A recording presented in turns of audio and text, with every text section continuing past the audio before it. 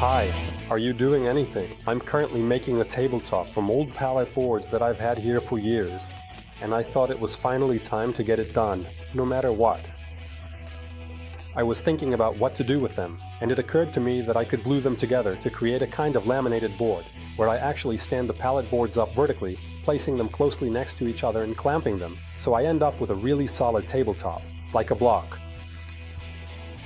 And I was thinking about how to do it, because each pallet was of course different. Each board was a different length, thickness, width, and quality, or rather lack of quality, and even made from different types of wood. So I first had to go through a lot, and in the end, I don't even know how many of those pallet boards I actually had, but I figured I could make it 750 millimeters wide. Then I dealt with the thickness. Each board was a different thickness. The thickest ones were almost 22 millimeters, and the thinnest ones were around 18 millimeters. I felt bad about leveling them all to the same thickness, and I really didn't want to plane them down to have a flat surface because I would lose a lot of material, and it's unnecessary.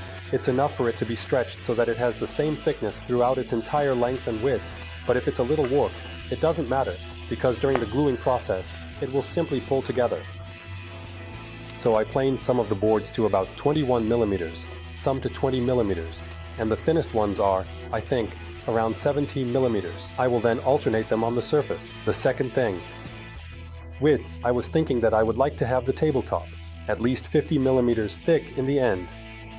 So in the end, I managed to cut the 60 pieces from those variously sized pallet boards. So I have a centimeter of reserve for the final leveling, because, after gluing, I will still need to level it. As for the pieces, that was pretty much set, because the shortest boards were 800 millimeters, so I cut all of them to 800. This worked out quite well, because most of the ends of those other boards were either split or had holes from nails, etc. So this is the result. I only needed a planer for this. I didn't smooth it. Then I squared it on the table saw with a sliding table. Then I worked on it to a width of 60 millimeters, and finally, I just had to trim it. First, I always cut off what didn't wash nicely, and then I trimmed it to 800 millimeters. I think that once it shrinks, I will also be at about 800 millimeters, and in the end, I could cut a 750 by 750 millimeters tabletop from it. The gluing will be a challenge for my old Unimax clamps, which are absolutely great for this. Because of this robust profile, it will create a perfectly flat loading surface, to which you can also pull from above if needed.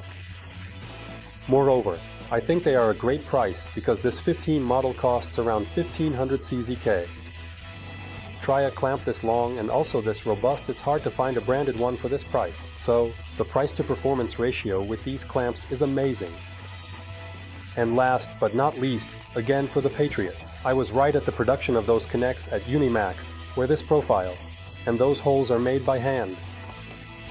So it is a Czech product at a great price and mainly with great utility value.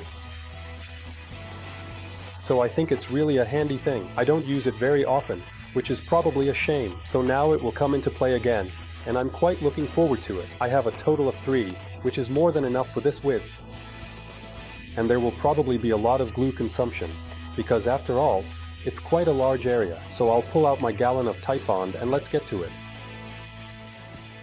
There are 46 pieces, which means 45 glued surfaces with a total area of 2.16 square meters. And I tried it with this silicone spatula, also from Rockler, which I usually swear by, but it wasn't fast enough. While using that roller, once I got the hang of it, I stretched it out once in one direction, then back the other way, and that was it. But you still have to move quickly, because the difference between this first coated piece and the last one can be about 10 to 15 minutes, and that's right on the edge of the open time of the glue. Lastly, if I estimated that about 250 milliliters of glue was needed, I think I wasn't too far off. So it doesn't move at all. It doesn't need to be tightened particularly. It's just a kind of safety measure to prevent it from bulging out. Alright, so let's just go ahead and pull it back again. Just a little bit, shall we? The second day in the bright early morning. So that's it, we are done. we will loosen the clamps. You see, whoever applies it moves forward.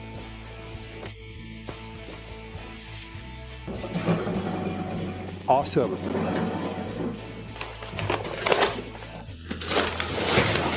Putting it in one clamp at a time was fun, but now it finally feels like it has some weight to it. By the way, the clamps I found out weigh 13.1 kilograms.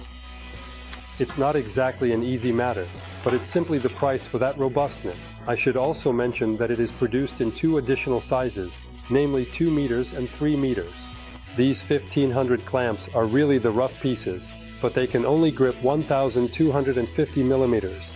That means, I assume, that a 2-meter clamp can grip 1750 millimeters and a 3-meter clamp can grip 2750 millimeters. So that's just to let you know what you're getting into.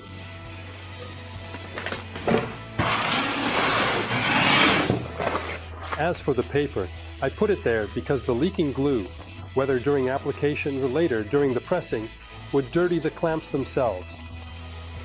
This could of course be solved by taping the profiles with some adhesive tape, but this way, the table underneath the paper is also protected.